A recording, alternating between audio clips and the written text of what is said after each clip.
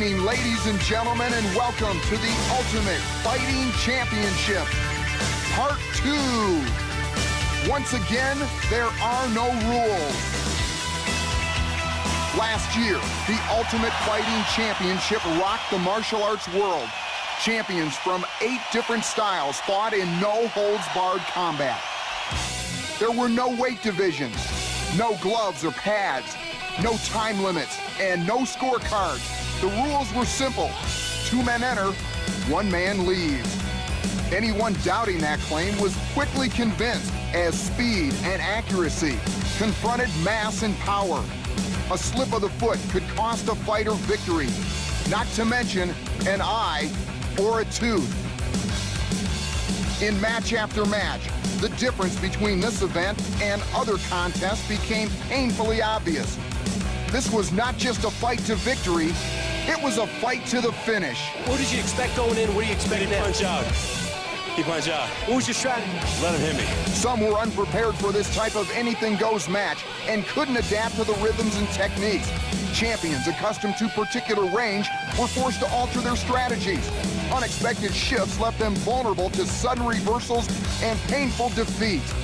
In the Ultimate Fighting Championship, the sharpshooter brought down the giant and then hammered him into submission. Strength did not guarantee success. Like dueling chess masters, the victor was the one who could think 2 moves ahead. I was thinking too much about getting a leg, not enough about worrying about my neck. It looked like you did have supremacy early on, and then suddenly it reversed like lightning. That's the way submission is. There was no room for paper tigers. If a fight goes longer than 1 round, I think there's something wrong with the way that people are fighting. This is real deal. This isn't boxing. After 2 hours of grueling combat, 2 battle-weary masters squared off in the final test. No quarter asked, none given. Combat distilled in its most basic equation, survival or destruction. In the end, it was Brazilian Jiu-Jitsu master Royce Gracie standing triumphant in the center of the ring. And tonight, he returns to defend his title in a battle of 16 world-class martial arts masters. If you thought he had it rough last time, you ain't seen nothing yet. What are you going to do with the money? You gonna go to Disneyland? You going to Disneyland? Hello, everyone, and welcome to Mammoth Gordon's, right back here in Denver, Colorado for Ultimate Fighting Championship 2 or Part 2. Hi, everyone. I'm Brian Kilmeade, joining you again like I was here in November. This time, I have a chance to sit down and talk to you. For those joining us for the first time, let me just inform you, welcome you officially. And for those here for the second time, let me tell you about some subtle changes this time around. Number 1, instead of 8 fighters, we have 16 fighters. Number 2, there is no 2. Round 2, that is. No round 2, no round 3, no round 4. There wasn't last time. This time, don't wait for a bell.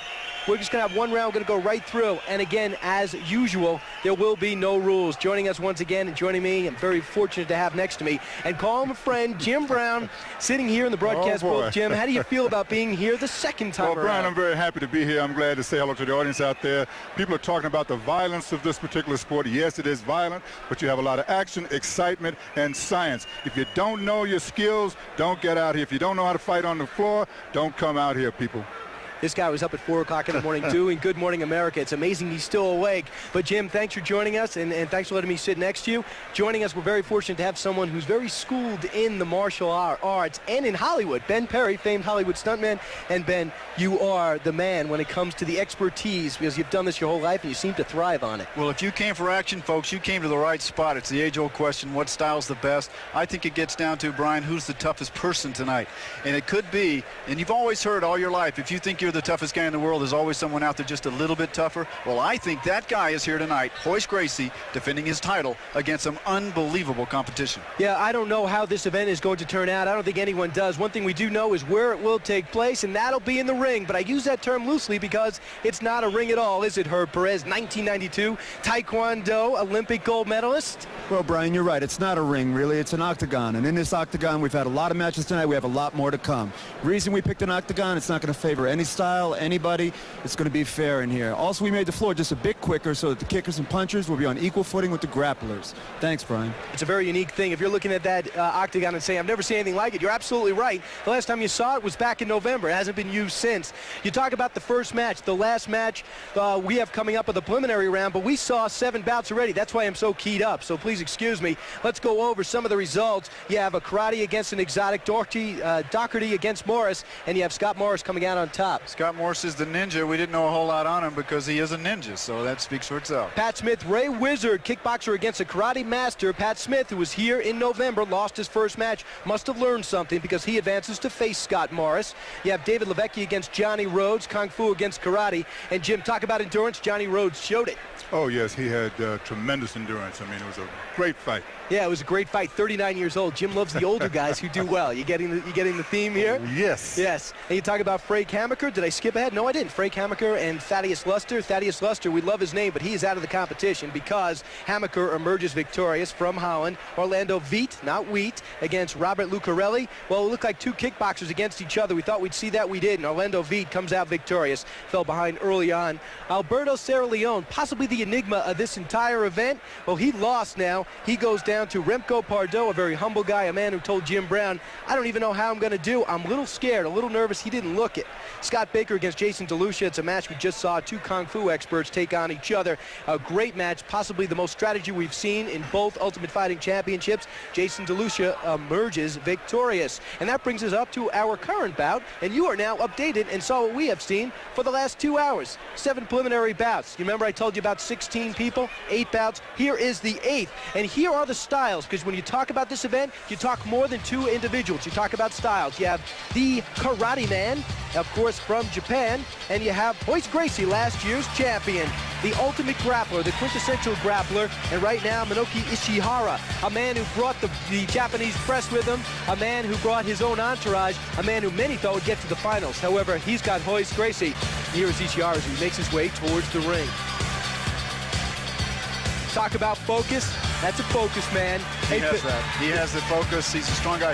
He's noted for his quick reverse punches, thrust punches, counter punches. He's going to need that tonight. Yeah, he's actually smaller than Royce Gracie, who was the smallest one in the competition. He's 5'8". So here's a profile on the man from Japan we don't know much about.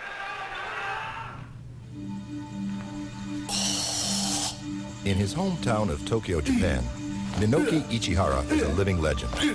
A second-degree black belt in Karate-do Daedo Juku, Minoki has won more than 60 full-contact fights in his career. At only 5'7" and 178 pounds, he is the smallest competitor in the Ultimate Fighting Championship, but he is not concerned. My body may be small, but my spirit is big. I can win. Minoki says Chinese kung fu movies inspired him as a boy to learn the martial arts. I like those heroes, and I hope to be strong like them. If you ask Minoki why he entered the Ultimate Fighting Championship, he'll give you a very direct answer. I saw Royce Gracie win last year. He looked dangerous. I thought to myself, I would like to fight this dangerous man. Make no mistake about it, Minoki Ichihara has come to fight. Maybe he didn't want that fight, that most dangerous man in the preliminary round, but he didn't have a choice. It's a random draw. And the man we're about to see, a man about to be introduced, a man that a lot of people are here to see and amazed with in Ultimate Fighting 1. He is the reigning champion. He is Royce Gracie, led by the whole Gracie clan. Each one of them tremendous fighters, Ben. You know this firsthand. Unbelievable. I've been training with Royce for quite some time. He's just a master technician on the ground. He has the best defense, which is incredible against any comers. He's been training against 600, 700-pound guys. Check this guy out. Yeah, I tell you, this has got a championship feel to it, and it's still a preliminary round. And there he is. And here is Royce Gracie talking about defending his title and why he's here.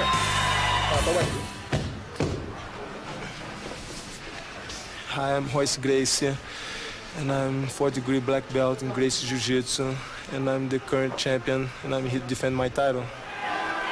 And defend his title he will. Well, let's go to Rich Goins for the formal introduction. G-Man?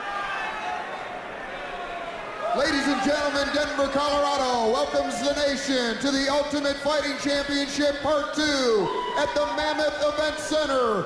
Please welcome the contestants for bout number 8 of our preliminary fight matchups, a national hero in Japan, fighting out of the red corner, this second-degree black belt in Karate Daido Jiu-Jitsu, is the winner of more than 60 full contact matches.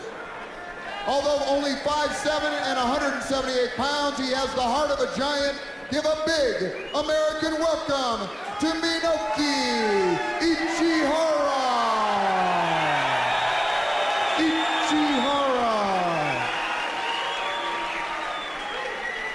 And please welcome back the Rio de Janeiro native, a 4th-degree black master in the art of Brazilian Jiu-Jitsu.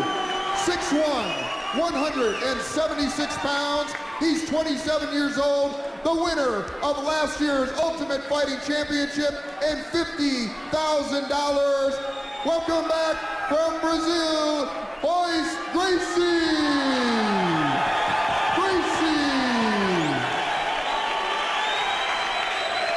Good luck, gentlemen.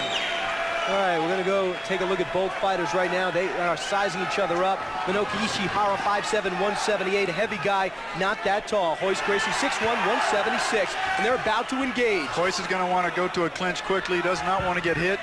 And the reverse punches and thrust punches are really strong from Ichihara. Is Ichihara in trouble if he's on the ground? Oh, definitely. Definitely. And he's down. Yes, he's down on the ground. Yes.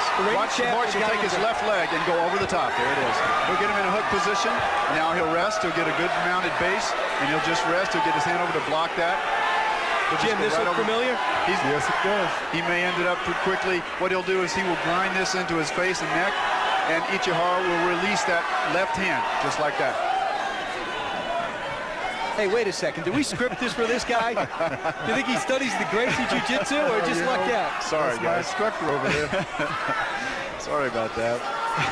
How is he playing into his hands? Oh, he'll just keep hitting him until he lets go. Are they harmless punches? Are they hurting punches? Oh, sure. They're right into the ribs. Ichihara will let go. He'll let go now. He'll palm strike him a little bit to the side. There it is, to the side of the head. How unfamiliar is this to Ichihara, being on the ground, being in an inferior position? I'm not sure. I don't have that data on Ichihara, but right now he's in a very vulnerable position. You just had to be at the press conference when these two were paired up in the preliminary round. You heard the oohs and ahs. Yes, the whole room oohed and awed. The way we understand it, this easily could have been the finals. Yes. Now that's what he's trying to do, is get that elbow just to get over the side. Now he's going to push his head over. Royce will take his left hand and hold the side of his head. He'll just work him over, hopefully. He may go to an arm lock or an arm bar. Royce does not want to win this with an arm lock. Why? He wants to win this with a choke. You mean he cares how he wins? Oh, certainly, certainly. He doesn't want to win this with an arm lock. He will if he's losing endurance or if he's having a problem getting the guy in anything else. He will do that. But he's really, if I know Royce, he's going to go for the choke. It's more dramatic. You got to think about the emotions going in. He won't talk about it, but he's representing the whole Gracie family as a member. He loses. I mean, he's got the whole family to face and to live up to, and that whole name. I think so, too. In this particular position that Royce is in, I don't think he's going to lose this match. He's rolling him over on the side now, and he'll go for the choke. Ichihara has a good lock on that shoulder, though. Really? Yeah, but that's okay. Royce is in good position. Why? Because he stays on you just like a crab or an anaconda. He gives you no space to get up or move. All of his weight is on him. He'll headbutt him. He'll maneuver him. Now you'll see Hickson, Hoyler, Royce, Hoker, all of his brothers are right in front of him. That's the whole Jiu-Jitsu clan just talking to him right now. I guarantee you, Royce is not using any energy right now, hardly at all. You watch Hickson right there in the guru. He's being blocked right now, but Hickson is the guru. He's the man that Royce looks up to. That's correct. The man that really does a lot of training with Royce. That's correct. And after training with Hickson all this time, Royce says anything will be a welcome change. Yeah, one of his quotes. Yeah. See the whole Gracie family there. Yes. That's Horion. They're just on Lord from Horion. And again, it's not Gracie Jiu-Jitsu by mistake. It just isn't a coincidence. They invented this art. They perfected their style of Jiu-Jitsu. Originally came from Japan. How different is it from anything we've seen in other Jiu-Jitsu? Slightly, tremendous amount? I personally think tremendously amount because of the finishing holes and how technical they are. And they'll just wear the opponent down and wear the opponent down. Ichihara is in a tough position to be in right now. Is Ichihara expending a lot of energy? Oh, definitely. Definitely. Just laying there. Just laying there. Because not only is he on the bottom, He doesn't want to be on the bottom because Royce has him in a mounted position, and anytime he tries to roll or get up or move, he exerts all this energy. Royce is just taking his time. This is a lot longer, Jim, than we remember last time. That's a shot on Hoyler, the smallest of the Gracie. Now also, anytime Ichihara will move or roll or try to get over, Royce will just go with him on top of him like a little crab. He'll just stay right on top of him. Royce can crank this up at any minute he wants to. He can dictate this fight. See how he's moving? And Royce just stays on him just like a crab. Minoki Ishihara says his best punch, his best weapon is the lunge punch. That's not going to help him. Lunge punch is a real strong technique using the reverse hand. If you're standing with your left foot in front and you throw a reverse punch, it would be your right hand coming forward. Real strong technique. And Royce Ishihara again showing more life. Royce is really punishing Ichihara right now. Man, you talk about a game face. Royce has it. He does. He does.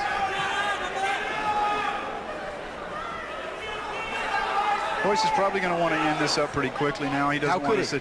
Well, he could do an arm lock real easily right now, but I think he's going to let him turn and go for the choke. Here it is. He's letting him turn. Yeah.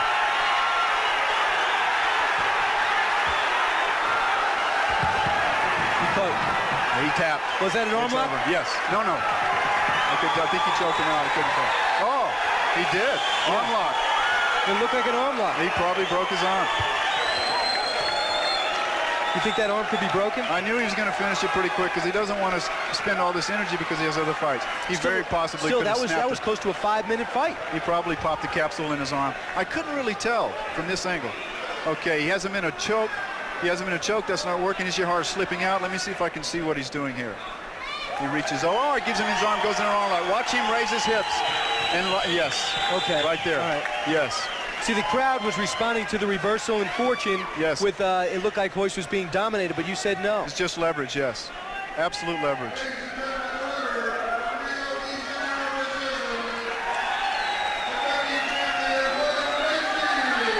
Defending champion defends his title. That's exactly what he did.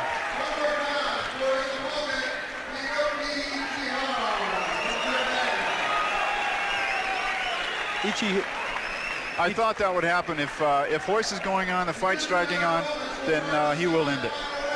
Yeah, it was unbelievable. I'll tell you, to Ichihara's credit, he was the one who kept going. Ichihara kept him for 5 minutes. Yes, he did. Yes, he did. But Royce dictated the fight the whole time. He was on top of him in a very good base. Had his feet hooked underneath, and he was just very stable. And Ichihara exposed his arm. Royce says, I don't want to stay here any longer. I'll take it. That's fine. End of story. For a technician, there's no need to rush. Yes.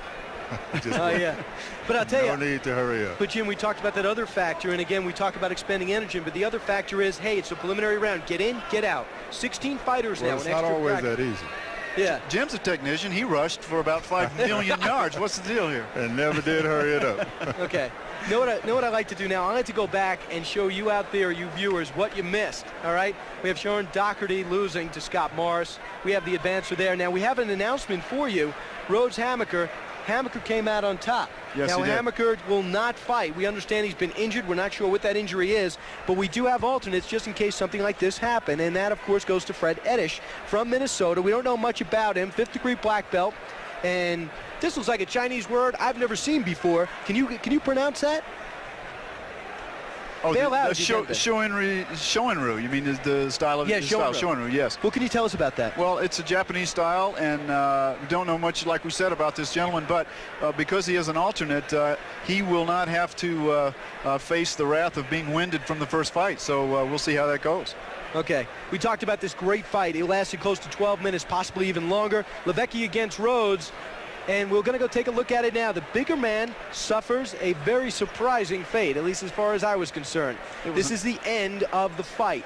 This was a grueling fight. It looks a lot worse than it is, folks. It gets a little grueling here because of the headbutt opened up the eye, just below the eye, above the cheekbone there. It was bone on bone, and you can see the blood coming out. See, what you have to understand at home is they were in that position for about 10 minutes. 10 minutes, and the endurance of a 6'5", 290-pound man, David Levicki, was really tested, and unfortunately that blow just ended any type of endurance contest. Now we'd like to go to Robert Lucarelli and Orlando Veit, and this was supposed to be a classical kickboxing match. That's what I thought. Jim didn't think that. And No, I didn't. Did you really? I did. Oh, you didn't. Orlando Beat, possibly the best conditioned athlete I've ever seen in person. What a specimen. He broke this takedown, broke this hold. That's what ended the fight right there, that knee to the face. And we thought the guy tapped, but he didn't tap in the round kick. Then he comes in and really finishes him off. He realizes the fight's not over. He turns around. This guy is an awesome specimen. Check this out. He comes back. The guy tries to protect himself. Whang, he misses him here. Now watch this crushing elbow to the back. Oh, devastating power. This guy is something to watch. Keep in mind, too, that Robert Lucarelli didn't even quit. His corner threw in the towel, and I'm glad they did. I'll tell you, that guy's got tremendous Brian, guts. That's a whole different I element. don't think he could quit. I don't think he was in a state of mind that Yeah. he really knew what was happening. Definitely. Okay. I'll bow to you guys on that one. And right here's the towel throw. They had to pull this guy off him. They really did. And what's also amazing is they'll hug each other after. And now the match you just saw, Royce Gracie, the defending champion, against Minoki Ichihara, a match that we were looking forward to. A lot of Japanese were also. It's and here is the closing of that match. Like we said, I couldn't see it. I thought he had him in a choke, but it was hard to tell. But because of the leverage of the elbow, he popped the arm there. Yeah. And he was also holding his face right after. So Royce Gracie, you called it exactly, Bennett. It's so obvious how well schooled you are on all the fighters. But Royce was really in control, where if I was sitting here without an expert next to me, I would think that Royce was really losing control when actually he was having a play into his hands. Never understood the tap. Yeah. Not at all. It was lightning fast. I couldn't see it. I didn't think he would tap before his arm was extended. That's what was different to me. Usually the arm is extended and completely locked, and it's locked into place, and it's hyperextended. That's why why you tap, and you can't really get out of that technique once it's locked in and the thumb is in the upward position. One of the things we like to talk about, as well as the fighters and their history, is the discipline they study. It'll help you at home understand more about what you're seeing and appreciate it. So let's take a look at some of the 5 family of disciplines and some of the details. Karate developed to maturity in Okinawa. Karate means empty hand. Today, the term karate has become a generic term for countless styles throughout Okinawa, Japan, and Korea.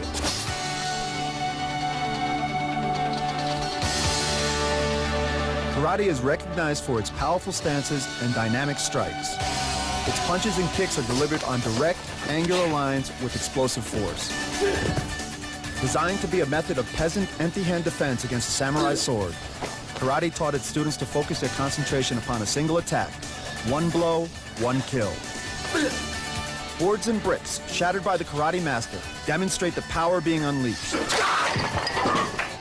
Easily the most popular fighting art in the world, karate is practiced by millions.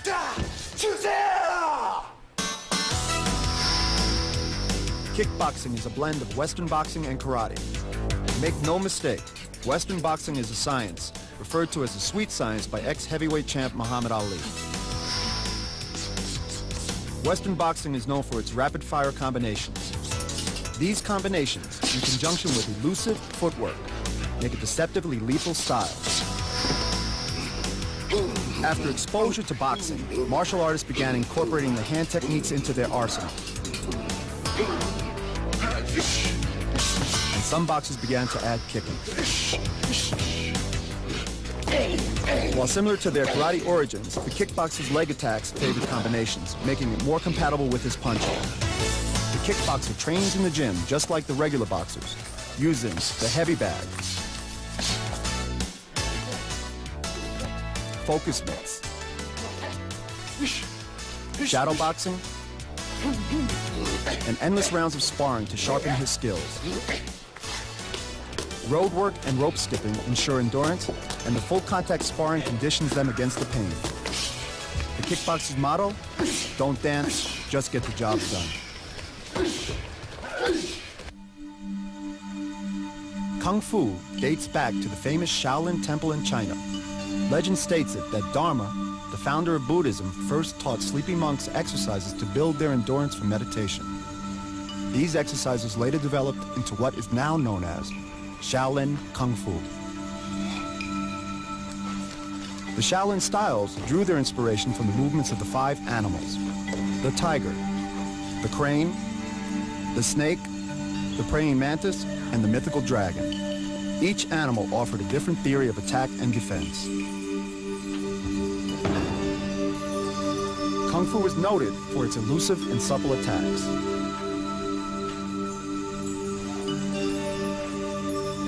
A Kung Fu fighter seeks to avoid or deflect an attack rather than squarely blocking it.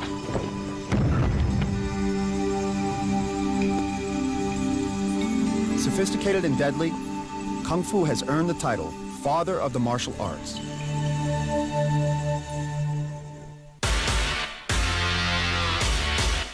Grappling and wrestling skills appear in the history of nearly every nation.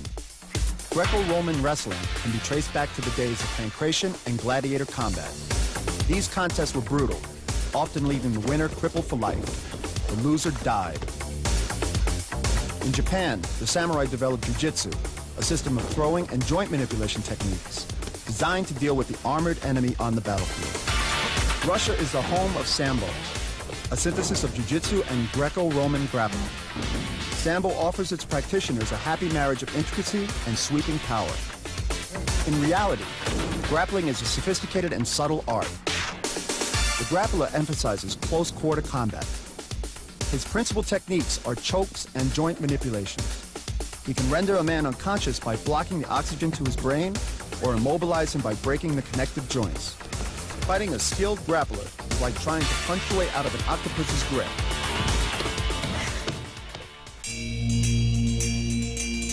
During the period of the shogunate in Japan, political intrigue and espionage played a crucial role among the feudal lords. It was the era of the spy and assassin. Thus, the ninja clans were born. The term ninjutsu means art of the shadow warrior. Because so much of ninjutsu work requires stealth and secrecy, he learned to kill with speed and silence. Indonesia is the home of the art of pencak silat. Pencak silat was initially passed down privately from father to son. Some scholars believe that silat may actually predate Kung Fu in origin. They claim that when the Dharma arrived in China, he brought with him skills learned in India, Burma, and Indonesia. A silat fighter will control his enemy's limbs, directing him into a continuous barrage of strikes and trapping sweeps. Yeah, we're back live here in Denver, Colorado, having a great time, just like we were in the first one. Some really intriguing matches. It's hard to believe, and the more experts we talk to, the more we're backed up by this. This is really more of a chess match than anyone understands. Oh, it really is. I mean, we're so lucky to have Ben with us to call those shots before they happen. You know, I worked out with him, and I mean, really, when I came out, I had so much respect for the sport. Yeah, you have so much for the sport. I don't know if you caught that before, but Ben anticipated every move that Gracie's made, and I wouldn't be surprised if Ben tries to jump in the ring for Ultimate Fighting 3. Ben, could we? No. I'm subscribing now to a magazine, Magazine, so I'm not going to be doing that. All right, now it's time for a look at the disciplines and the match we're about to see as we move into the quarterfinals. It is kickboxing versus an exotic, and a lot of people don't know what exotic is. You should now. You just got to look at it. How would you define that? Exotics are anything that's not your normal karate system. And right now it's time to look at Scott Morris. Scott Morris won his earlier match, beating Sean Doherty with very little energy. And I'll tell you, Jim, you mentioned this before, the endurance factor. Scott just pumped him right out. Yeah, he's coming in real fresh, real fresh. If he can protect his neck, when they go to the ground, he's a tough guy. He was a lot tougher than I thought he'd be in the first shot. And you got to wonder what was going through his mind early on, because it was his first real match. Yes. And here's Scott talking about advancing in this competition. Hi, I'm Scott Morris, representing Robert Bussey's Warrior International in the Ultimate Fighting Championship, and we came to win. And came to win he did, at least his first match so far. He represents the Robert Bussey. He'll be getting an award possibly a little bit later on, a great man in his own right. And now it's time for Pat Smith, the man who's back for the second time at this event, but for the first time he won, so he advances. Pat Smith is also a professional boxer. We know about Pat. He's been around a long time. As I said before, he's had over 200 and something wins to his career. It's a phenomenal record. And a tough guy, ground grappler, really strong kicker, inside guy, came with the mind, brought it all tonight. Is it possible to look relaxed when you're going into a fight like this? Because if so, I think Pat is. I think so. After the fights get, the first couple fights, no. But I think as the fights go on, I think they start getting into it. Oh, you really think they can be relaxed? Again, yeah. Here's Pat Smith that came back again. He's determined to win it all, and he talked about that emotion. My name is Patrick Smith, ranked 5th in the world by WKC. Just won the 1993 Heavyweight Sabaki Challenge. That's why I think I'm going to win this competition. Quarterfinal one about to get underway, and to do that, as you see him make his way into the ring, is G-Man Rich Goins with the fighter introductions. Rich? Ladies and gentlemen, our first quarterfinal match of the Ultimate Fighting Championships from the Mammoth Event Center in Denver, Colorado. Please welcome our contestants. First, fighting out of the blue or the red corner from Robert Bussey's Warriors International, an advanced status black belt in the art of American Ninjutsu, 6 foot, 208 pounds, a native of Arlington, Texas. He is proud to represent his teacher and organization. Ladies and gentlemen, Scott Morris. Tough guy. I would say so. And his opponent, a black belt in Taekwondo, Tang Sudo, and Hapkido, 6'2", 220 pounds, the winner of the 1993 Sabaki Challenge. He is returning to the octagon for his second straight attempt at the title. Please welcome Denver native Patrick Smith. Patrick Smith, glad to be here. The crowd glad he is still alive in this tournament. They have their hometown boy, and he is as relaxed as any man I've ever seen in the octagon. And here is the tail of the tape, Scott Morris, 6 foot, 208 pounds. Pat Smith, about the same dimension, 6'2", 219. But all the training, it all comes down to this. Pat is a strong, strong man, even though he just stood there when he came to him. Big takedown there. Look at this. He's going to break the hold and punch himself out of it. That's a really tough position for Scott to be in. Really tough. His corner probably throw the towel in on this one. It's over. Whoa. That's intense, folks. That is intense. That's what it's all about. And I'll tell you, Robert Morris' strategy was to go right in on Pat Smith. Pat Smith looked at him and say, that's not the right move. Throwing in the towel, they wanted to make sure it was over. Yeah.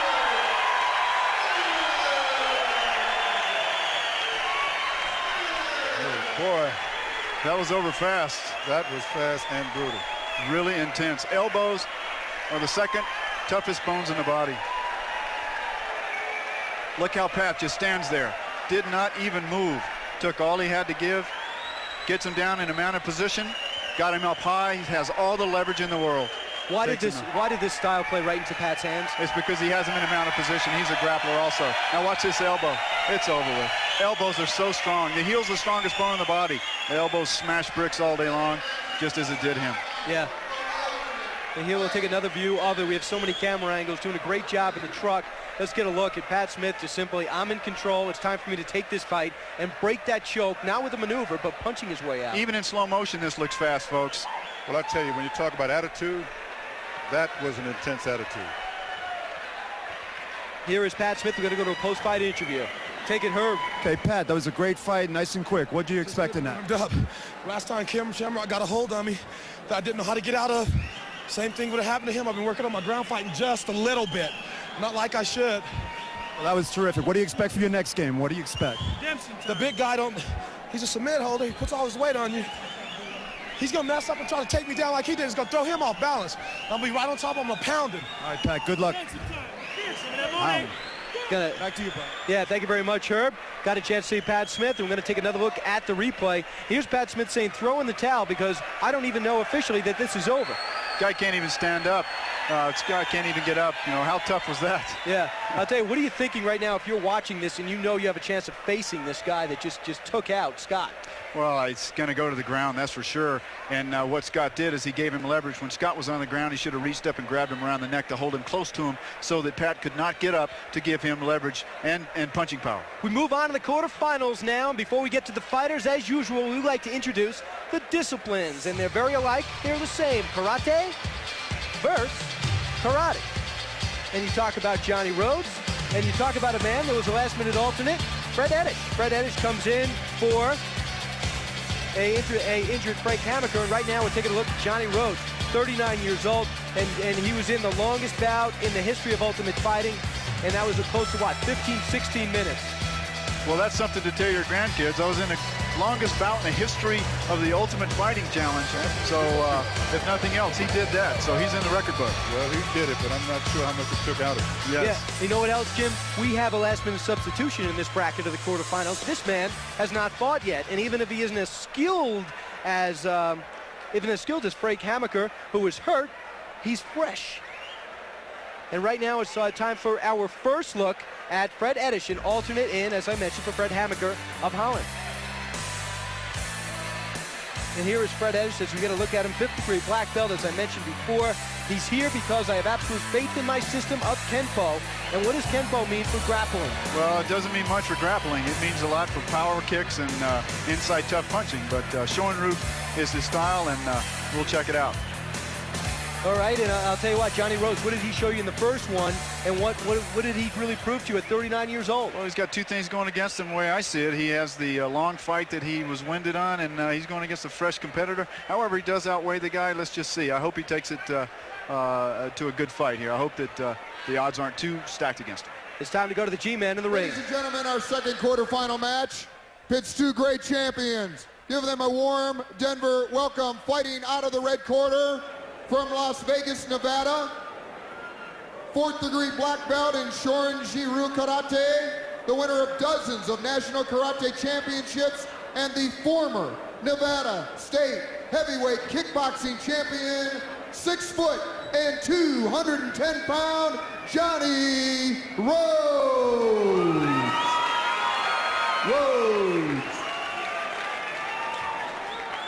And ladies and gentlemen, we have an alternate for the second quarterfinal match. He replaces Frank Hammaker, who withdrew with an arm injury.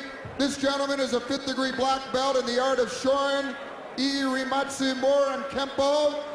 Fighting out of the blue corner, he comes from Minnesota, 6 foot and 180 pounds. Give it warm Denver welcome to Fred Edish. Sometimes these last-minute entrants can give you a tough time. Sometimes they can be unorthodox, and we'll see what happens here. Hey, Jim, Fred Edish, very fortunate, comes into this tournament in the quarterfinals. Maybe. I know what you're saying. We're getting mighty close. There's a zone there that they have to contend with, and that's that distance just between the fighters before they make the initial move. Now, was Johnny one who initiated the ground play last time, the grappling? We may see some techniques here. May not go to the ground yet. If you get the close-up, you can see Johnny's eyes. So intense. That straight right hand is going to come into play here. You'll see counter-punching from Johnny Rhodes. There it is. Hurt. That straight right hand. He'll let him get up and try to kick him. Here we go. So Fred's got to get up. Well, he'll try to get up, but he should put his left hand behind him and scoot up with his left leg. You shouldn't get up facing forward. You should get up going backwards so you can protect yourself if the guy comes in. The only man I've seen get up from this position was Jason Delucia in the preliminary. Yes, he did it correctly. Oh, whoa. That punch by Johnny Rhodes has opened up a cut on Fred Edish like I've never seen one punch do. Yes, this fight's over.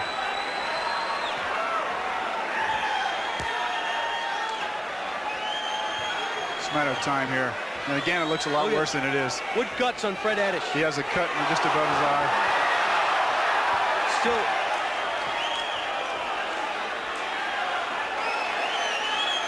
Does Johnny want to avoid getting down with him? Well, I think the corner should just recognize what's going on here. 2.5 minutes old. Yeah, he's pointing to his eye. It's the will of the fighter. There's no question. You see a big mouse up there above the eye. And tell you, I think Johnny showed some empathy again in his early fight against Levicki. He's showing it here. Yeah, it's very difficult for him to see. That's why he keeps shaking his head that way. Now, is Rhodes seeing openings but deciding not to go in? Well, it's very difficult. He doesn't know ground grappling, so if someone is on the ground and they're kicking at you like that, it's fine. You cover up, you grab the leg, and you go for a mounted position. And now this is a familiar position. What he did. Yeah. Now he has all the leverage to punch. If he knew the choke, he'd go for the choke here. He's got his left hand in place. His right arm should just go right behind the head now to choke him out. Can't say enough about Fred Edish taking this kind of pain. Yes, yes. It's very difficult for him to see. The bad cuts are above the eye. You know, Ben, it's amazing that they would not learn those chokeholds. I know, isn't it? It really is. It's right there. Yeah, I agree with you. I mean, I could have. Here he goes. Here, he's got him in the left hand in place. He can choke him out with one arm, by the way. He'll probably tap now because one arm is all it takes. He just has to close that together. And Fred's energy really seems sucked out of this point. Yeah, definitely. And he knocked out his mouthpiece. He's done everything except tap out. Yeah, if he rolls over on his stomach, then it's really going to close that choke into a... How do you get out? Ben, how do you break Well, you just protect your neck. You just reach up, shoot one hand underneath the elbow so that it takes both sides of the neck to be choked out. So the other, Johnny isn't closing the choke. It's over. Again, it's over. Johnny Rhodes truly impressing everyone here. That was very impressive. Oh, yeah. That was very impressive to come back after that long fight like that and do what he did. Well, I think it was, but if you look at the size of this gentleman and you deal with the fact that he's a kicker, yes, it really wasn't exactly much of it. Exactly. Fred Eddish, he comes in as an alternate. He doesn't know what to expect. He's in the quarterfinals against a guy that just crushed a man 6'5", and David, he sits in there. Fred Eddish does to his credit. See, that counterpunching is really tough because as soon as you expose yourself by giving a kick like that, you're leaving yourself open for a counter punch. So all Johnny did is step back when he tried to throw a kick, and then he came with a straight right hand. Now it's just a matter of time. He really hurt this guy. You want to hear from Johnny Rhodes? All right, let's go to Johnny Rhodes right now. Herb. Okay, Johnny, it was a great fight, great fight. The guy wouldn't give up. What'd you think about that? Well, he's a tough guy. There's a lot of great competitors here. You don't want to embarrass yourself. You want to hang in as long as you can. Johnny, you got a lot of spirit. You had a lot of energy out there. What do you anticipate for the future? Well, I'm 39 years old. I've boxed, I've kickboxed, I've done it all. And I wanted to try this. What do you got planned for the next guy, Johnny? Well, Pat's a tough fighter. He has a lot of weapons. But I plan on boxing him. Hopefully, let him get me on the ground. All right, champ. Good luck. We'll see you later. Okay, we're going to throw it to a replay now. Thanks. See you later, Johnny. Johnny Rhodes get a chance to know what he is like as a person, a great guy, and this is the man at his job. Really is. There's no protection, no good defense on the ground here. Johnny actually, if he were schooled in ground grappling and chokes and finishing holds, this fight would have been over a long time ago. Now talk about where the power is coming on those punches. He has all the gravity. Everything's generated from up above. So is that how a boxer would throw it? Yes. Straight punches, straight down. He's winging it there a little bit, but absolutely. And the person on the bottom, if you're squared off, cannot hit you, but you can hit them. Yeah, Fred is just hanging out. He has him in a choke. That one arm has choked him out. He's rolling over. He's going to tap. He's out. That's good. Just like that, he's out. So now Pat Smith and Johnny Rhodes, two brutal fighters, two very tough fighters, and they advance, and they'll face each other in the semifinals. Time to move on now. And we talk about two men who advance to the quarterfinals. We have Orlando Beat against Remco Pardo. And this is kickboxing against. Let's take a look at the disciplines. Kickboxing versus grappling. And not only, again, let's re-emphasize, not only are you going in there representing your person, yourself, you're representing your style and your discipline. It's time to go down to Orlando Beat, who's once again, for the second time tonight, making his way through the smoke and making his way through the ring. Now, he didn't have that exhausting of a first fight. No, he didn't. Great fight for him, but he's still a question mark with me. What? Didn't know he saw him 3 minutes. This guy's fun to watch. He is really fun to watch. Talk about technique, power, quickness. He's got it all. All right, here's Orlando. I'm Orlando Beat, multi-Thai boxing world champion. We're gonna have some fun in the Ultimate Championship. See you. Hey, hey.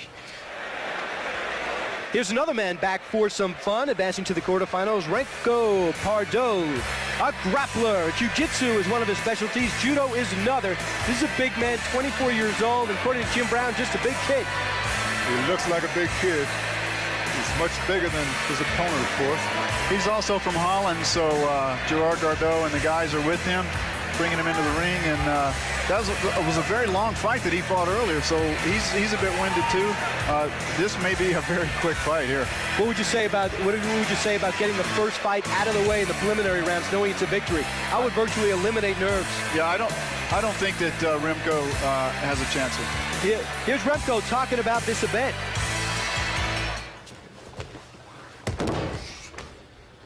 Hello, I'm Remco Pardo from Holland. I'm Dutch Open, Open Belgium, Open German, Open Danish, and World Champion in Jiu-Jitsu. I'm competing in this event to get the first prize. Quarterfinals continue. To do that, Rich Goins with the fighter introductions. Ladies and gentlemen, our third quarterfinal match tonight pits two more great champions in the Ultimate Fighting Championships Part 2. Please welcome in the blue corner. He is from Oost Holland, the current owner of the Dutch, Belgium, German, and Danish Open Class Jiu-Jitsu Championships. He weighs in at 260 pounds, 6'4". Please welcome Remco Pardue. And his opponent, a winner by knockout in his first match this evening, the Thai kickboxing world champion in 1993.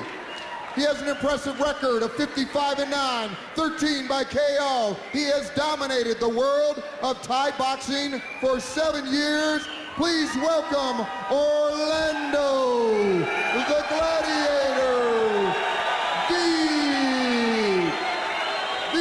He has made himself a favorite very early on. Orlando Beat from France. Not to take anything away from Remco, but he's a little bit winded, and he's the guy who was a little timid in there earlier and used that for his advantage, I think. Orlando much smaller, 5'10", 170. Remco much heavier, much taller. Look how Orlando covers up here. Fights sideways. He's a lesser target to hit. He's got the whole Holland connection now with Frank Hammaker out of it in his corner. Whoa. Same takedown that Remco used earlier. Is it instinct now? Do you care where you are, Ben? Well, I think he has to get over and get him in a mounted position and try to finish him. He goes for these arm locks and spends a lot of time doing it. Orlando, it's hard for me to imagine him being in this position too many times in his straight-up career. Orlando is so quick and so clever. I think he'll be out of this pretty soon. You'll notice Remco has all of his weight on him and holding onto that elbow.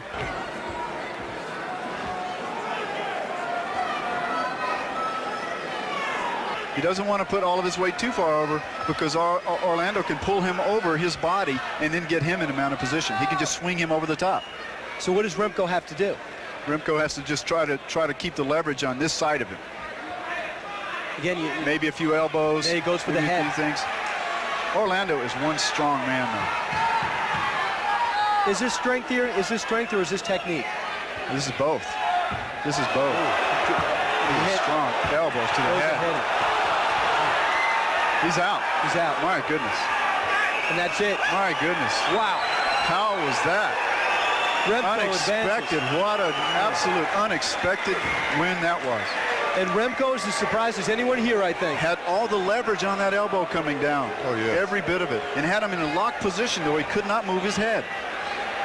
I just think when he took him down, I thought the result of the match, it ended up was over because when you get this guy off his feet, he's somewhat human because he was so dangerous in the preliminaries. Guys shatter blocks of ice, tiles, and bricks with their elbows all the time in demonstrations. This was a perfect example of how tight it takes a small space to get that power. Let's go. Let's take a look at the power of this right into elbow. the temple. Watch this. Up it goes, boom.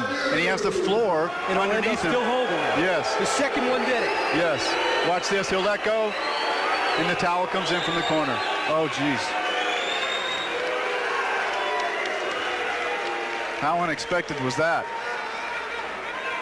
So Gerard Gordeau in his corner, the man that went to the finals against the Gracies, all beat up. Sees one of his proteges, 24 years old from Holland, advance. Frank Hammaker also in the corner, is hurt, cannot continue. You could see the leverage he was generating with this elbow by the way his body was coming off the ground, his upper body. All right, let's go right now to the winner who advances to the semifinals, Remco. And there's Herb. Remco, we saw you in the gym. You were a monster in the gym, calm. And here you were just as calm till you won. What do you attribute that to? Yeah, I looked for my chance and grabbed him. You took a monster chance and you incapacitated your opponent. Did you expect that? I didn't expect to win. You didn't expect to win? I thought he was a tough guy. Okay, he was a tough guy, but maybe you were a tougher guy. What do you anticipate for your next match? Try to win. Remco, good luck. You did a terrific job. Back to you, Brian. Some man of few words, huh? Yeah, a man of very few words. I didn't expect to win. He said that yesterday. He says, I don't expect to win. I'm very timid and I'm very nervous right now. But he found himself in the right position, and look what happened. Had all the leverage. Unbelievable technique. Yeah, it's unbelievable. So did the technique of the ring card girls, I understand. But right now we're going to move on through the quarterfinals. You have Scott Baker, who lost, Jason DeLucia, and then you have, of course, Royce Gracie, last year's champ. Now it's time for a look at the disciplines before we get to a look at the fighters. So it's Kung Fu takes on grappling. And this is a fight that's been done before. It was about 2 years ago, and the man right now that took on Royce Gracie is making his way into the ring. He's Jason DeLucia. And Jason's coming in through the smoke. He looks so good. And Jim, I think you mentioned off camera what a tactician he was.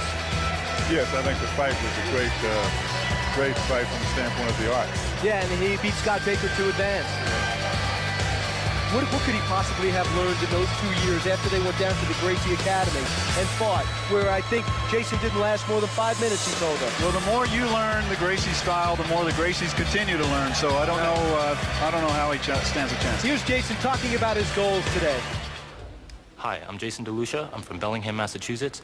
I'm a red sash in the Chinese Kung Fu 5-animal system, and I'm here to test myself in the Ultimate Fighting Championship. And believe me, test himself he will against Royce Gracie, who's making his way into the ring with the whole Gracie clan. Keep in mind, these people all have just fought. And right now we go to the ring, to the smoke. The Royce Gracie and the whole Gracie family as they make their way into the ring, all of which seem as though they're all ready to fight. Royce has not planned anything different for this fight opposed to any other fight. He has a strategy. He sticks to his strategy, his game plan, ground grappling. He's an absolute master. He can choke you out, put you to sleep faster than your grandmother can say once upon a time. You know, all the Gracies have said they really respect Jason and what he's accomplished so far. They love his attitude. They love his willingness to learn other arts. That means that they're going to get him out of there quick, huh? I guess so. And there's his dad, the man. There's a ring announcer. Ladies and gentlemen, our final quarter match of the evening. At the Ultimate Fighting Championships Part 2, please welcome our two combatants out of the red corner. 5'11", 190 pounds. He is the holder of the red sash in 5-animal Kung Fu. He is the winner of 22 bare-knuckle matches from Bellingham, Massachusetts, Jason DeLucia.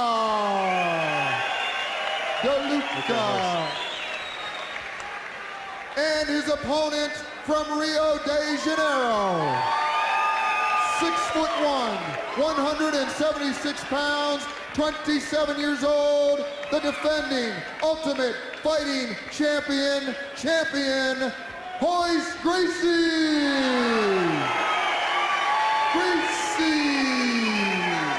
What comes to mind when I watch Royce is the way he tries to stare down his opponent. He just stares and he freezes. He's like a big cat. Big cat. Jason again, Royce is used to this, a little bit bigger, 5'11", 190. Royce 6'1", 176, kind of slender. Jason knew this would happen. Royce puts all of his weight on him, goes down in two, and now Jason is in Royce's guard, it's called. What does that mean? Royce has his legs wrapped around him. That's called in the guard. So now all Royce will do is slide out from his right side. He'll scoot out on the back, and he'll roll out on the side. He's just scooting now on the other side, you can see. Jason has focused all his energy on beating Gracie. He knew he'd face him. Yes. I don't know about the quarterfinals. Yes. He's got him in this. This is indicative of the earlier match. Tries to roll him over in his position here. Watch. Look how Royce's head is very close to Jason's head. It seems that Gracie's have predictions of moves, 2 or 3 moves ahead. Yes, they do. And if this doesn't work, they'll go to something else. It's a calculated thing. I have to ask you something that still amazed me. Couldn't that gi be used against you? Couldn't it be pulled over your head, reminiscent of a hockey fight? It can, but usually if it's pulled over your head, you can recover from it fairly quickly. What do we see? It's hard to say. The outer arm lock, he'll break his arm. He's going to snap his arm. He did, too. Whoa. Is that broken? Yeah, I think he did. That was quick. Doesn't matter. If you're on the bottom, they love being on the bottom. It does not matter. It fooled you once again, didn't it, Brian? Yeah, I'll tell you, the acrobatics there was as acrobatic as I've seen all the Gracies. That was about how long a match was? You thought you were looking at something. Yeah, I really thought I was seeing a reversal. I think so was the crowd. No. Can't wrestle with a snake. And here comes a replay. And here, tell me where I first get taken in. Watch this. He shoves him over, which isn't good. It doesn't matter. Whatever you do, it's not good. So look at his legs on his arm. Now he just uses that leverage on the bottom, and he stretches, hyperextends it. He's trying to tap tapping out? while he's standing up. Why? Because his arm is about to break. Okay, I couldn't see how that was about to break. A lot of taps. Yes, watch this. About 15 Watch taps. Royce lock the left arm. I beg your pardon, the right arm. Now he gets the leverage around his head, closes the distance with his other foot, and he's tapping from a standing position. Isn't that something? Now, that's what snaps the capsule in the elbow right there. I'll tell you, Jason is such a student of the sport. He loves fighting so much that he enjoyed losing to someone of Royce Gracie. And right now we advance to the semifinals. The semifinal brackets are set. You have Smith against Rhodes. Patrick Smith's been there before. Rhodes has simply astounded us at 39 years old. Then you have Pardo Remco against a man that didn't, well, who we thought would be there, but Remco did not think he'd be there as he takes on Royce Gracie. So those are the brackets for the semifinals, and this moves right through. Hard to believe a short time ago we had 16 fighters involved. It's going very quickly. However, there were some long fights, and I think the guys who've been in there the longest time are going to pay the price. Yeah, I think they're going to be paying the price. Again, another element to factor into this. They don't come back next week. They don't come back tomorrow. They come back tonight. So after they win, the trick is to win, and to win as easy as possible. All right, now it's time to take a look at the disciplines as usual. So as we move to the semifinals, let's do it. Let's take a look at the disciplines and as they oppose each other. Karate will face some kickboxing. Patrick Smith against Johnny Rhodes. And right now is Patrick Smith making his way to the octagon for the second time tonight and third time overall. Patrick Smith, I think it's too narrow of a focus to call him a kickboxer, isn't it, Ted? Definitely. He's a very all-around fighter now. Very guy. He brought everything tonight. He's a complete champion. There's not much to say about him. You've seen him here to display his talent. Yeah, he's definitely got a air about him. He's definitely got a charisma about him. You believe Smith is going to win? I'm not making any predictions. I'm not the prediction. I will. Are you? I am. I'll tell you, Johnny Rhodes, if he's not tired, he's not human. If he wins, he is not human. Time to get a better look at Patrick Smith. Patrick Smith is often called the uncrowned king of kickboxing. With over 200 full-contact victories to his credit, the title is well-deserved. He is the 1993 Sabaki Challenge heavyweight champ. A native of Denver, Colorado, Patrick enters the octagon tonight as a hometown favorite. Last November, Patrick lost an action-packed match to shoot fighter Ken Shamrock. He says the experience taught him a lot. We learned something that night about ankle locks with shoot fighters, and we didn't prepare for them at all right. And now I know how to get out of them. Patrick moves like a panther in the ring, stalking his prey with power and grace. With Patrick Smith in the octagon, anything can happen. And anything might happen, anything will happen, because Johnny Rhodes has won 2 matches to advance to here. It's hard to find a weakness in this man, and he comes into the ring for the 3rd time, and I think it's within 45 minutes. And what could be going through his mind? How long is that first match? Was that 15 minutes, the first match? I think it was very impressive. I don't know where he got that second win, but I think he surprised us in his second fight. Longest match in the history of the Ultimate Champion. Unbelievable. He came back very impressive. You know, and you talk about Johnny Rhodes, you talk about a guy that does have that killer instinct because he does know how to win. He's a great guy, he's a true sportsman, but he wants to win. And right now it's time to go to Rich Goins so we can start this semifinal. Ladies and gentlemen, our first semifinal match of the evening in the Ultimate Fighting Championships, Part 2. Please welcome the competitors. First in the blue corner from Las Vegas, Nevada, a 4th degree black belt in Shorin-ji Ryu Karate, the winner of dozens of national karate championships, and the former Nevada State heavyweight kickboxing champion, 6 foot, 210-pound Johnny Rhodes.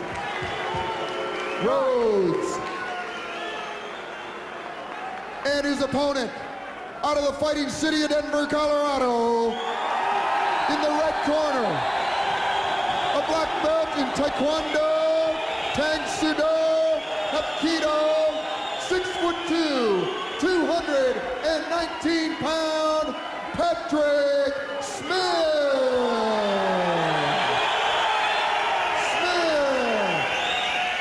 He's pumped coming off that last fight. Yeah, he is coming up that last fight. And I wonder what Johnny Rose is thinking. He saw how brutal and how relentless Patrick Smith was. It's going to be tough. He's going to have to use his leverage, Johnny Rhodes, to have any kind of chance here, I think. I don't think at this point Patrick Smith thinks he can be beaten. I know he doesn't. Oh, that's the first spin kick I think we've seen.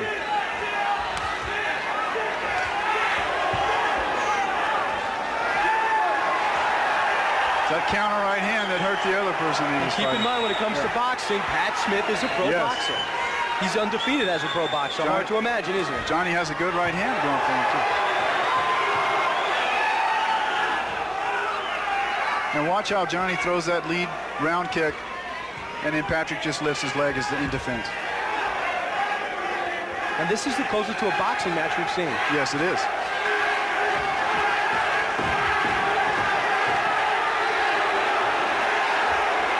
He's going to go for the guillotine here, too. He'll lift him up and choke him out. This fight's going to be over. If so, that would be the first time. It's going to be over real quick. He's out. He's out.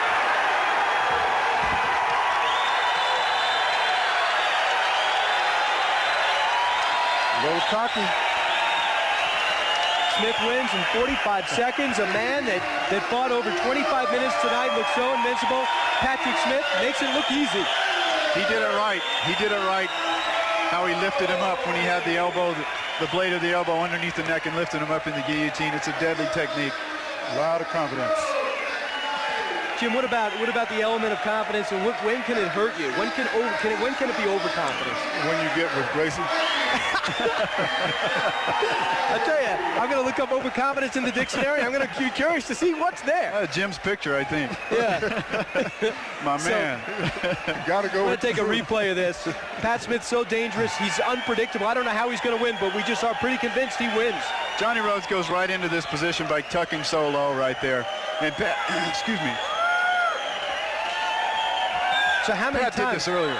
Yeah. I'll tell you what, we've gone through, what, a jug of water here? How much have we been talking? I feel like we've been fighting ourselves. Right there, you see the submission chokehold right before he went unconscious. I didn't know it could be done with the foot. He tapped out with the foot. Yes, he did. Yes, he did. You'll tap out with anything. Right there, tries. He misses the headbutt. And he'll go in and lock him up. The best time and the best place to tap is on the person who's applying the choke. If you tap on the ground, they can't see you. So you want to tap on that person. I'll tap on everything. Now it's time to take a look at a man and get to meet a man and talk about how he feels about going to the finals for the first time at Ultimate Fighting 2. And let's go to Herb, who's with Patrick Smith. Hi, we're here with Patrick. Patrick, that was a terrific fight. All your fights have been short. Why is that? Easy opponents. Is it because you got the number one shoot fighter to beat me last time? That's good. That's right. But you got the crowd behind you here. You're a hometown favorite. You intend redemption. I got to redeem myself from last time. Took the number one shoot fighter to beat me. He got me an ankle lock. I didn't know how to get out. This is what I thought I was really best at, is stand-up aggression. Now I'm getting good at ground fighting and choke, standing up. No one can really take me down yet. The one guy tried to take me down. I stopped before the ref even told me. Well, it seems like you're doing it upstairs. You're doing it downstairs. You're on the mat. You're upstairs. You're downstairs. So now you got your next match. What do you think about that? I'm ready to get it over with. I'm ready. I'm still energized. I'm in excellent shape. Thanks to Shane, Jimmy, and Omar. They've been running with me, get me prepared. I've been boxing a lot in Vegas. For all y'all in Vegas, what's up? Come be back up there next month. I will keep that crowd going, and good luck in your next match. Yeah, he'll come back to another replay and see why he's so confident that he would excel in this tournament, because he's so dangerous so many different ways. Watch how this blade goes underneath the neck. He uses his leverage. He just stands up and leans back. How do you break that, Ben? It's very difficult. The first thing you have to do is reach up underneath, grab that arm that's choking you, and put your weight on. Okay, tell Johnny that. Is he still in the arena? Johnny right now is wondering why there's a date on sour cream. There are too many things to learn for a fight like this. You know what I mean? You don't do it overnight. Yeah, this is years and years of perfected talent. Years, absolutely. Definitely. I really want to give credit. I really want to give credit to Johnny Rose, because he entertained us all and he shocked many, many people by his endurance and his great showing at 39 years old. I agree with you, Brian. Yeah, right now a shot of the ring girls who have been entertaining the crowd, keeping everyone busy in between bouts as we come to you live around the nation. Time for the next semifinal, and let's go to the disciplines first. This will feature grappling, a discipline of grappling we've seen quite a lot, very successfully, I imagine. Grappling takes on grappling. Fighters most likely are very comfortable on their backs.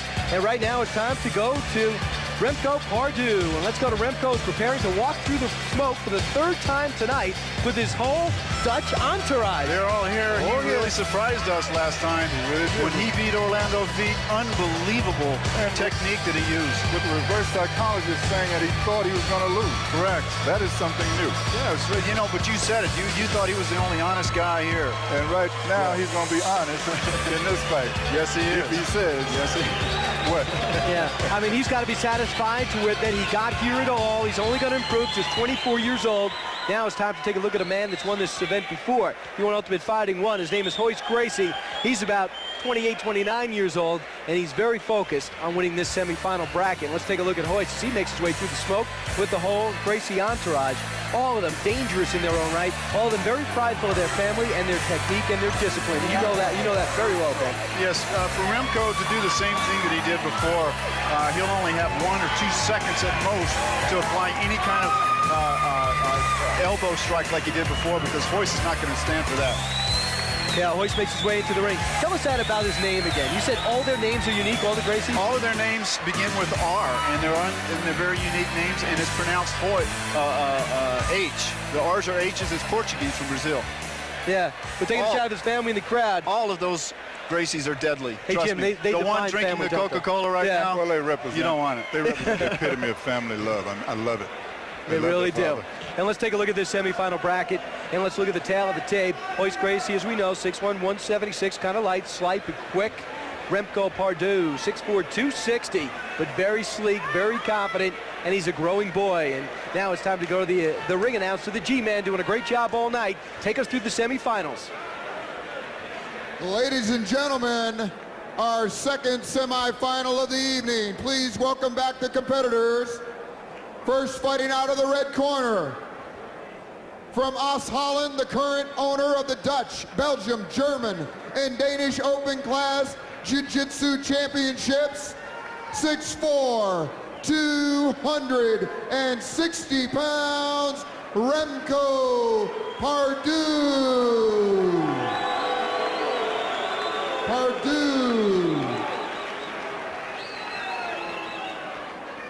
And please welcome back once again out of the blue corner, the defending Ultimate Fighting champion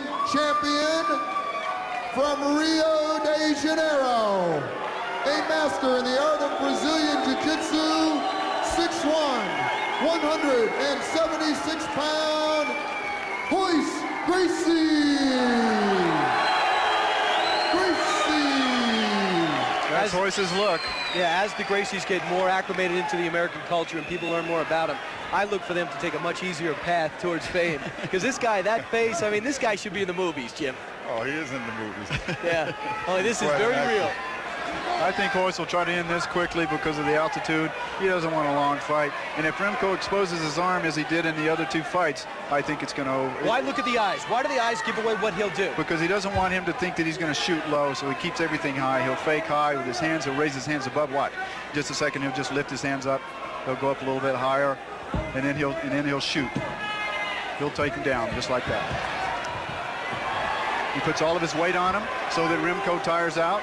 He's just sitting down. Well? He's just sitting down right now. He'll hook him, he'll take him down. Is Remco resisting well? Yes, he is. Yes, he is. It's just a matter of time. He'll go for the choke right away. He'll get his left hand out. He's going to pry it out. And if he grabs his hand, see his left hand, he goes over the back.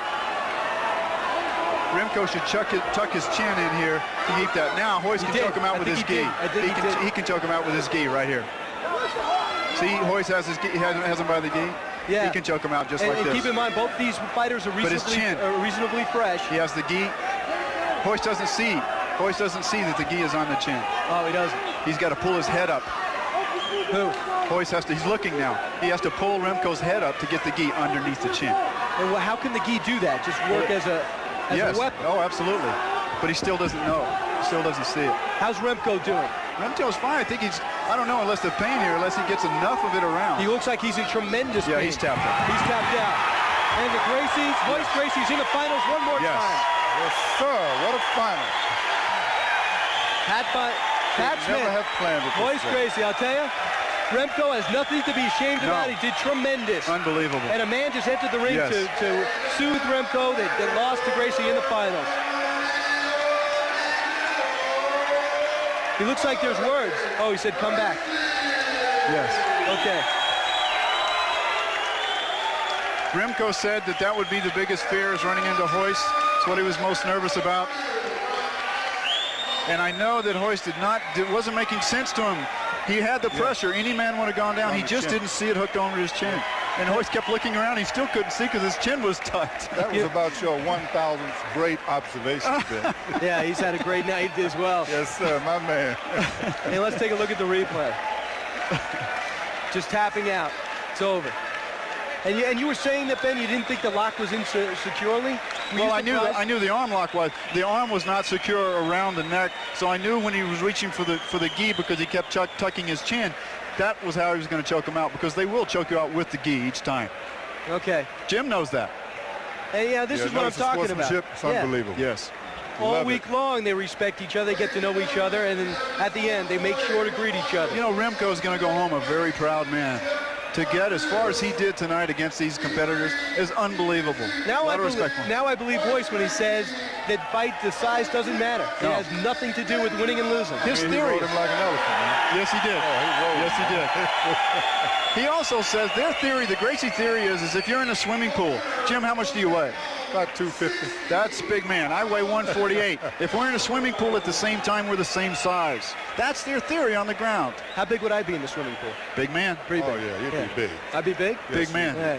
Jim, we'll talk about that later. Yeah. Patrick Smith against Royce Gracie. That'll be our final matchup, Jim. And let's look at the path that both took to get to the finals. And that shot at $60,000. First, Patrick Smith. It's actually his second fight. He takes on Scott Morris right here. Scott Morris, who looked so effective early on, took out Sean Doherty. Right there, Patrick Smith wins his quarterfinal match. He beat Great Wizard to advance past the preliminaries. Patrick Smith just oozing out confidence. He did it in a brutal fashion, possibly the most brutal fight we've seen tonight. That second elbow is what took him out. And don't you think Johnny Rhodes has seen that? Johnny Rhodes, after two brutal bouts, gets into the semifinals. Here it is. And it's over. What's this called? It's called a guillotine. It's all leveraged, blade underneath the neck. This could really, really hurt you. And what is proving to me is Patrick Smith can beat you so many different ways. I haven't seen him on the ground yet. He's a tough guy. He's really come a long way, like I said.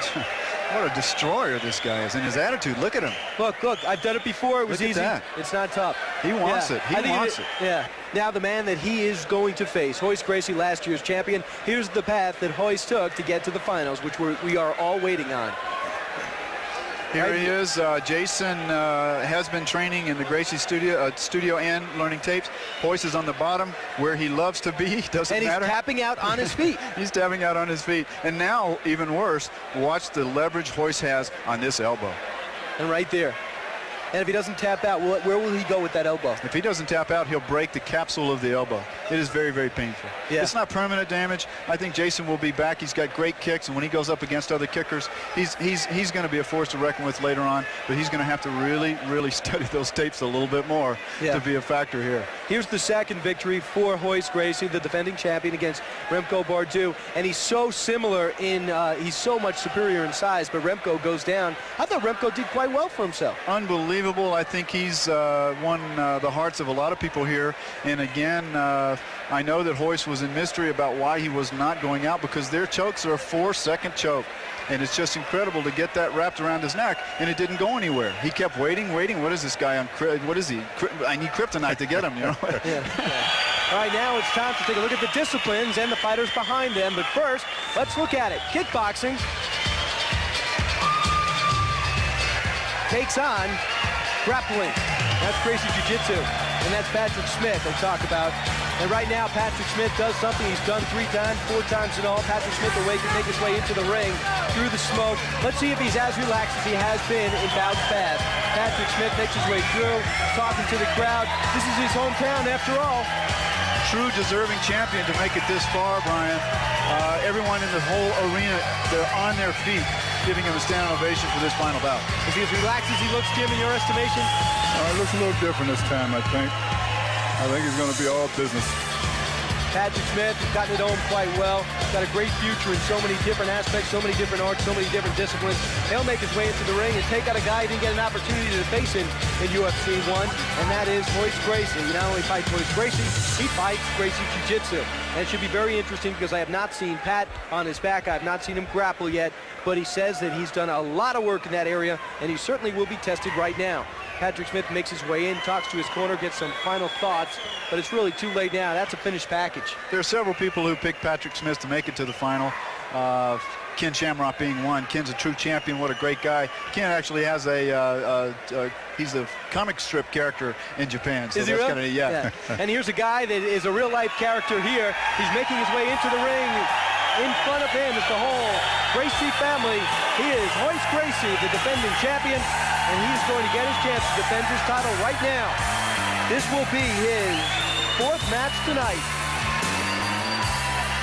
And he takes on Patrick Smith, the man, as I mentioned, he has not faced. His concentration is quite evident. His family's concentration is quite evident. Patrick Smith is taking water on in the corner.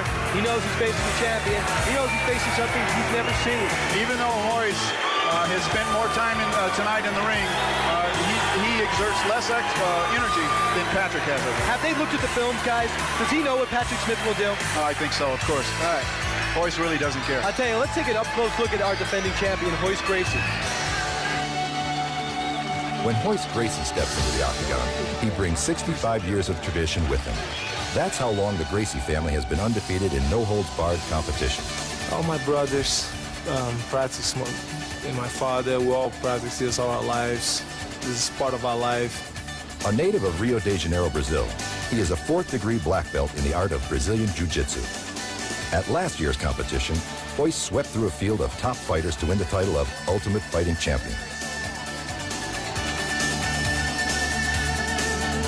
And how does Royce prepare for this event? Well, in an event like this, preparing myself with my brothers and my father around, with the technique that we have and with them on my corner, they know, they trust me, and they make me believe that I'll do it. The winning team, we don't change. That's what we say in Brazil. No matter who he faces tonight, Royce Gracie is ready. You put the devil on the other side, I'm gonna walk in to fight. It's finally going to happen, guys. We're finally going to get the finals and all the tension, everything from WOW Productions to Semaphore Productions. They got to feel good about this. The crowd is here, and let's go to Rich Coyne. Ladies and gentlemen, the city of Denver, Colorado welcomes the world to the finals of the Ultimate Fighting Championships Part 2. Once again, there are no rules. The winner will take home $60,000. Please welcome the contestants returning from Rio de Janeiro, the 4th-degree master of Brazilian Jiu-Jitsu, 27 years old, last year's Ultimate Fighting Champion. Please welcome back Royce Gracie.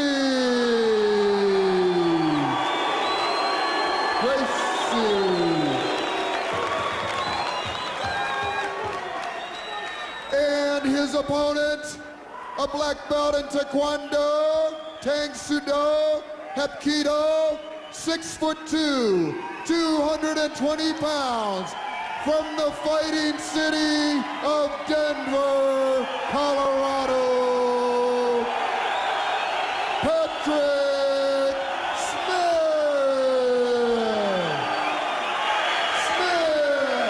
Patrick Patrick Smith, Redemption 94 on his shorts. He's certainly redeemed himself. It all ends right here. And he has a very cordial attitude this time. Do you notice? This is what everyone wanted to see. Patrick Smith, Royce Gracie, is about to happen. Royce's longest fight was just over 4 minutes. Let's see how long this goes. Let's see who comes up on top. Royce is in no hurry right now as he was in the earlier bouts, I can assure you. Because this is the final bout. So he's not going to do anything different than his normal strategy now.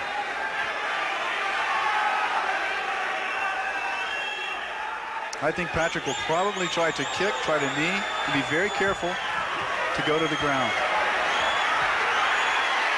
This is what Royce wants. There's now, the shot. Royce will stand to the side so Patrick cannot knee him in the groin. Watch this. He cannot do it.